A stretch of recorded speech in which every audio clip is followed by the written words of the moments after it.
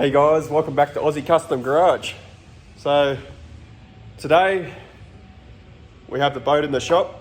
If you seen the last video, make sure you like, subscribe to it, leave me a comment on it.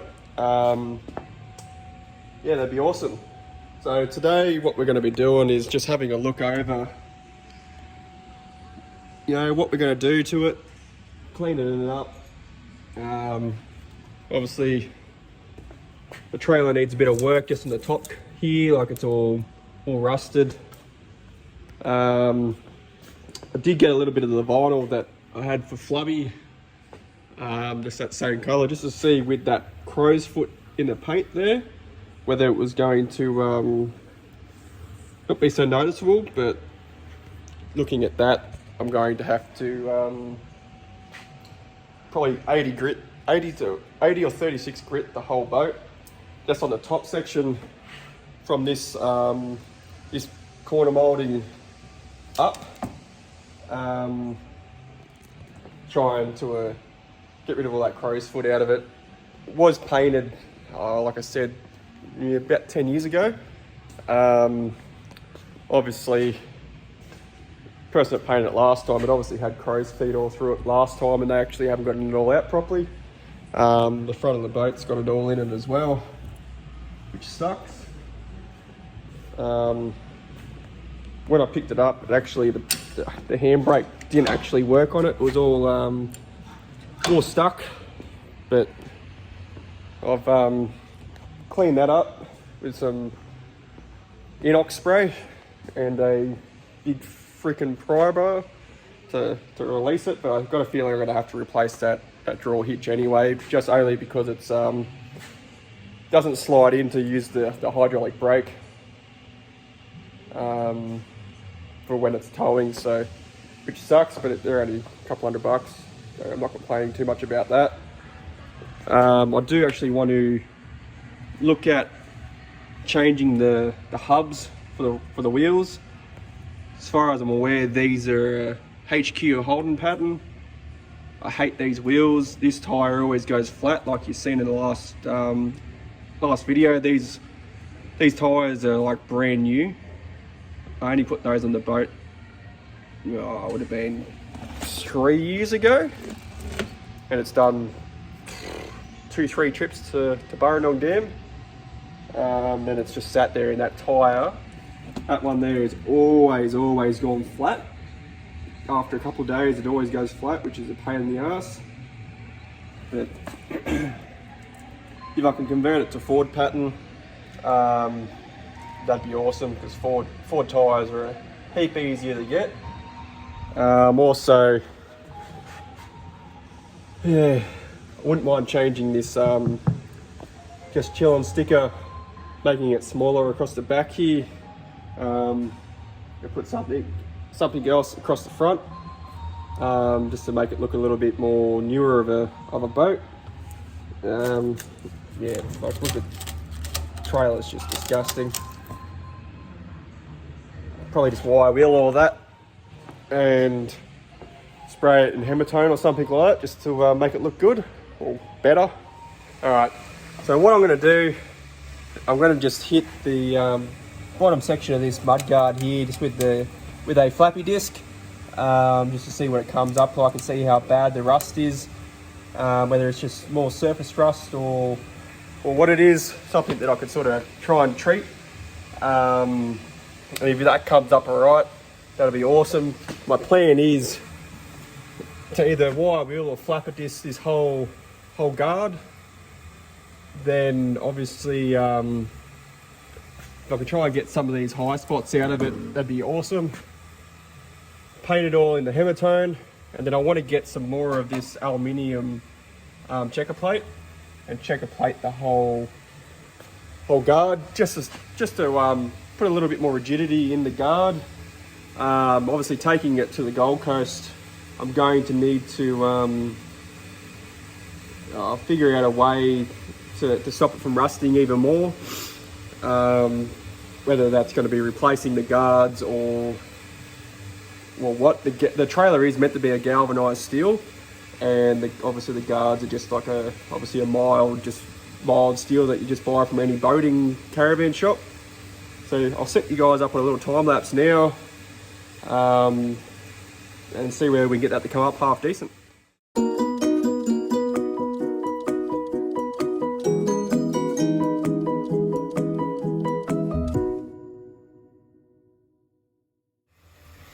Alrighty guys, so that's cleaned up a hell of a lot better now. Obviously I'll keep going at it, get it as best as I can. Probably get a little bit more up the top there. It's pretty good under there. I'll probably still hit all that anyway. And obviously go all across the top of that guard. And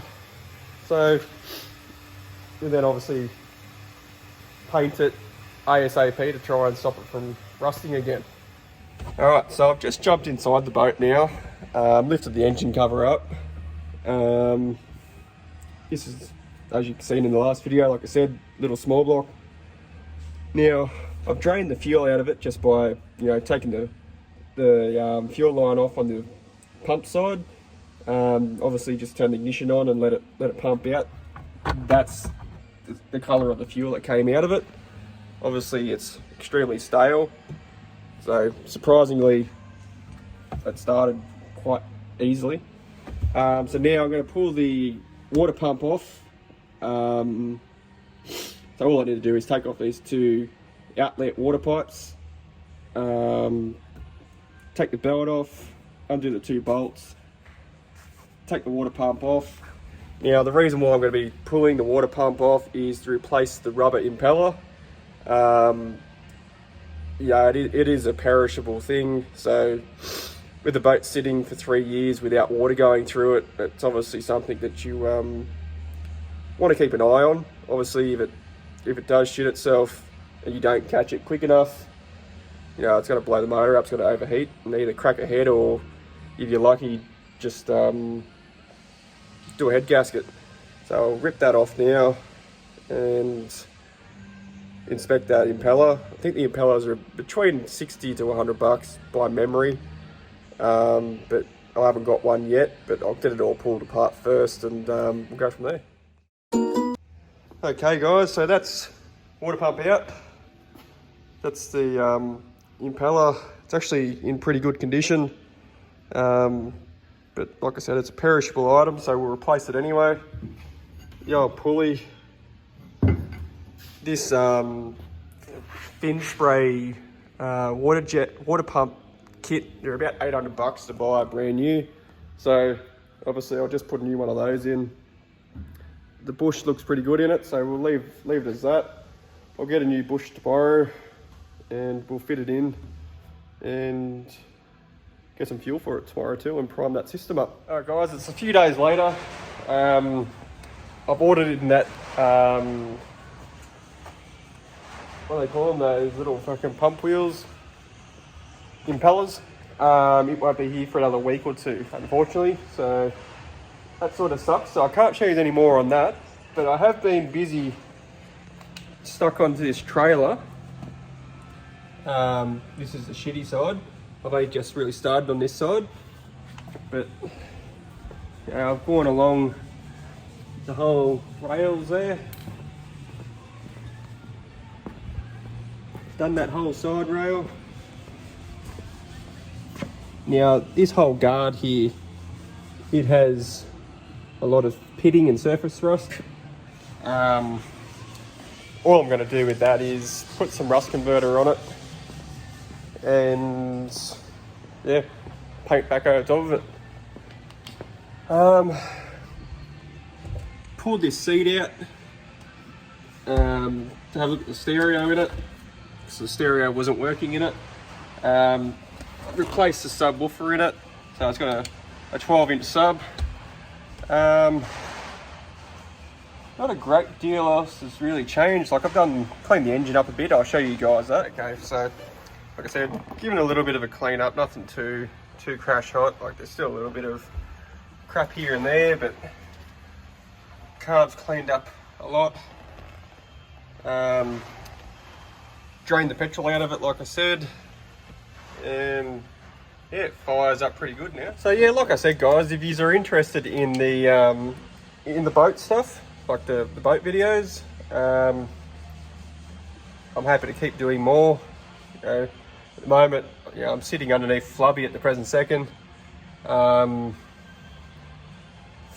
I'm sort of lost a little bit of motivation on it. This boat's sort of taken up a bit of the time. Like for each side of this boat to do these chassis rails, the frame is like, so far I have probably 6 hours at least in the one side, so they're pretty full on.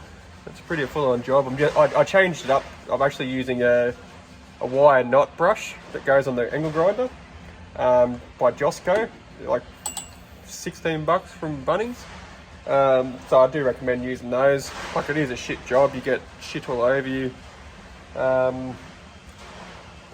yeah, other than that, I'll end the video off here and yeah, start on doing the next things. But if you guys like, please subscribe, like the video, leave a comment, and I'll see you guys on the next one. Peace.